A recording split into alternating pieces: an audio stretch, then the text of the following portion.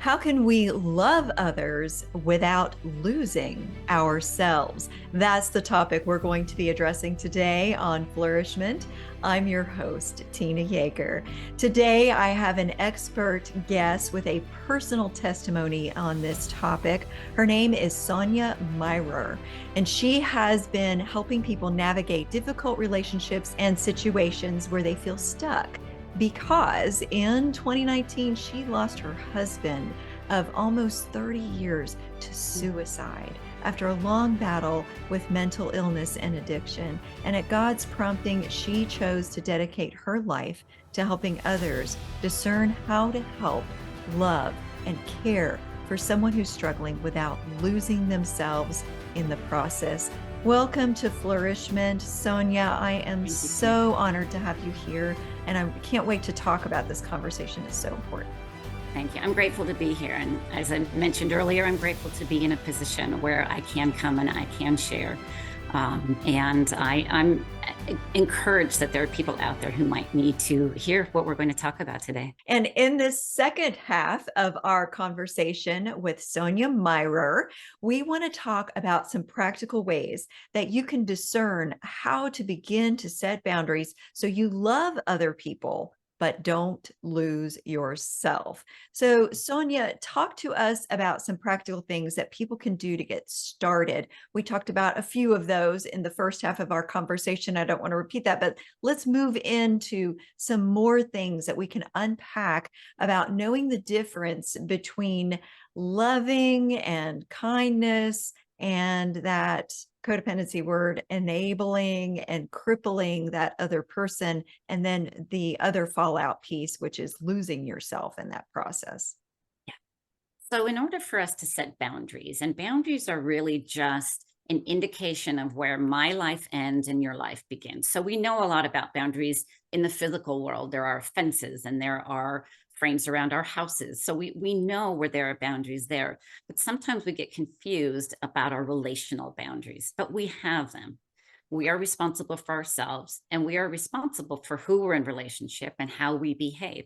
So it starts with an ownership issue. You know, if I'm going to set a boundary with someone, I need to let them know. But there's a difference between a boundary and a request. So I always use the example with my clients, and we laugh about this in the workshop. Let's say you have a neighbor who likes to walk their dog, tiny little dog likes to walk them by your beautiful yard and allows the dog to do his business in your yard and continues to go on. What do? Well, you make a request first, right? A normal person wouldn't call the police immediately. A normal person would go and say, hey, excuse me, but this is what's going on. And you make a request for change. I would like to ask you to pick up after your dog. That would be great. But then it happens again and it happens again. And so that's when we start to have to employ some boundaries. And the difference between a request and a boundary is simply that a boundary says, this is not acceptable to me, and here's what I'm going to do to protect my values. So it's not a threat. People often say, I don't want to set a boundary because it sounds like it's an ultimatum. Well, it's not an ultimatum. A boundary is something you do to protect something you value. And it really works 100% of the time if you set it properly. So if I go back to that person and I say, look, appreciate that your dog is little, but we had this conversation and it's not okay with me that you allow your dog to go in my front yard. I have asked for change. It hasn't happened. So if it happens again, I'm going to call the homeowners association, or I'm going to report to the police, or I'm going to pick it up and put it in your yard, whatever your consequence is. A boundary without a consequence is just a request. And so we have to start to think about what are some natural consequences that we might employ in order to protect a boundary. So one of the things that I always say is do not ever set a boundary when you're in an emotional state of mind. A boundary is something you think about. In one of the workshops that I host, we actually have a whole bunch of steps that we take before we ever have a boundary conversation. So things like talk to someone else about it, talk it out, not in a gossipy way, but converse with someone you trust and say, hey, this person has really been stepping on my values here, and I'm thinking about having a conversation. Can I process this with you? And then you think about your own heart, because likely you've been allowing something. Now, in the situation of addiction, You might start by saying, I have allowed this alcoholism to be a part of our home for several years, and that's on me because we have some ownership in the way that we've behaved. Then we are very, very clear with them about our boundary. It is not acceptable to me to live in an alcoholic marriage, for example. And then we talk about our consequence. And so, what I'm asking for, here's just an example, is for you to commit to a serious recovery program and to do what it is that the experts are asking you to do. If your answer is no, which is your right, the person on the other side doesn't have to do what we say, but then we have the opportunity to say, and if that's not something you're willing to do, then I'm going to continue to set boundaries to protect myself. So this is a whole process as we learn to set boundaries with the people that we love who are struggling. So you're saying that boundaries, it comes in stages. You don't set up all the boundaries all up front and overwhelm the person that's in a mental health crisis or dealing with an addiction all at once. Right. And I think that's really important. And I'm glad you said that, because this idea that we should kick someone to the curb or set them out, that's not very kind. And it doesn't speak very highly of your ability to set those primary boundaries. So I hear a lot from parents who have kids who are still living at home, and this idea that they never help. And there's a lot of complaining. Well, what was the agreement? What was the agreement when they came in? And if they aren't meeting that agreement, then you go back and you can renegotiate, but you've got to be consequent about those smaller boundaries. If you're not willing to help in the kitchen and do the dishes, then you will not be allowed in the kitchen anymore. If you are not paying rent, then you'll get 2 weeks notice and you'll have to move out. But it doesn't have to be this one time, explosion of emotion, and then we set a boundary. That's not really fair. And that's actually not very helpful either. Right. And then people usually wait too long. I don't know if you find this to be true before they do anything about a situation. And they are reacting out of this overwhelm and this pushback. They've been pushed aside and gotten lost for so long that their reaction is setting that boundary with pitchforks and torches instead Right. of with a request. So they're so angry and so overwhelmed that they get way too forceful and dump way too much into that initial conversation. And that's why some of these recovery communities for people doing life with someone struggling are really helpful, because they'll tell you right away, don't do anything at first, unless you're really in danger. For the most part, we can do something for 24 hours. They say this in recovery, that would abhor us if we had to do it for a lifetime. So, this problem didn't happen overnight. Take a deep breath and start thinking about your own journey first. And when you're ready to set a boundary, own that part. I have allowed this to happen. One of the most difficult things with setting boundaries is not the conversation, and it's not even so much the thinking of it, it's the afterwards. So you've told this person now, especially when it comes to addiction, I'm not going to live in a relationship with you if you continue this thing that you think you need just to breathe. So yeah, they're going to have an opinion about it.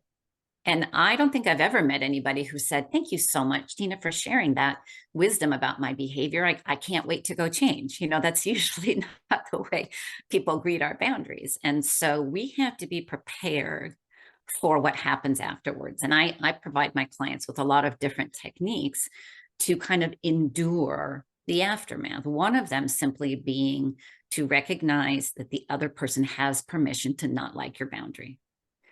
We don't have to jump in to rescue their feelings. We don't have to tell them that what they're feeling is wrong. We don't have to do any of those things. We have permission to let them be unhappy. And sometimes it's that sense of unease with someone else's unhappiness that has gotten us into this mess in the first place. Because like you said, we probably should have been doing something earlier. So to learn to sit in someone else's discomfort.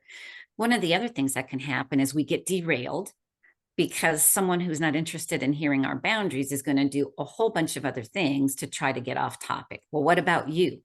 Will you do the same thing? How can you be so mean after everything I've done? So they're going to come back with all kinds of enthusiastic messages. And we have to remember to be very single-minded.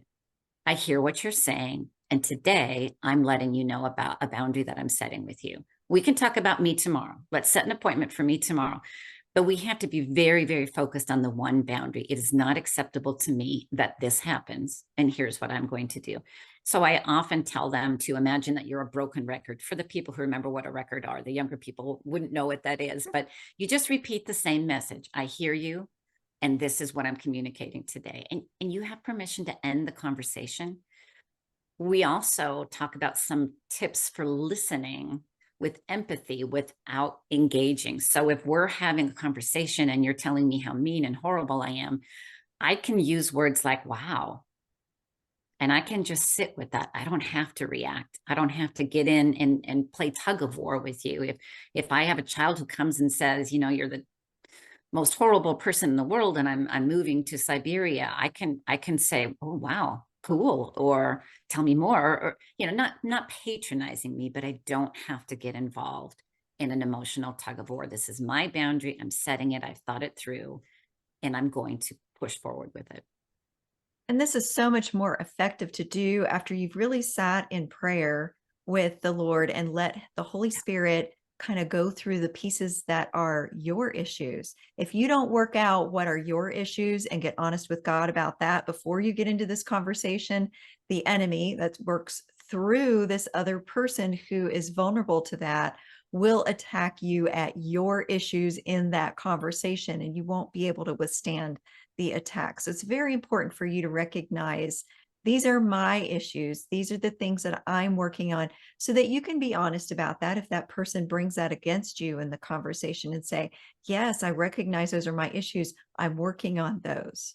And this It is kind of how I'm working on them. Yeah, and it comes back to that very initial fundamental belief that I matter. And so often we get into these situations because we're lacking self-esteem, because there are maybe traumatic issues from the past that we need to work on.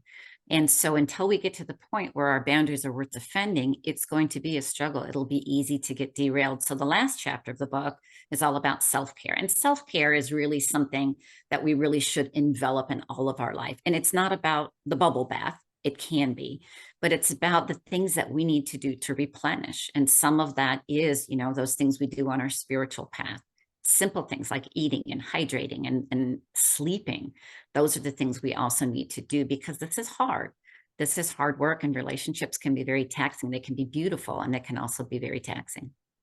What's one thing that you would leave with for someone who's in ministry, perhaps, with a truth about the difference between loving someone with healthy boundaries and losing yourself because you're trying to love, but you're really just not showing a healthy type of Christ-centered love with truth involved?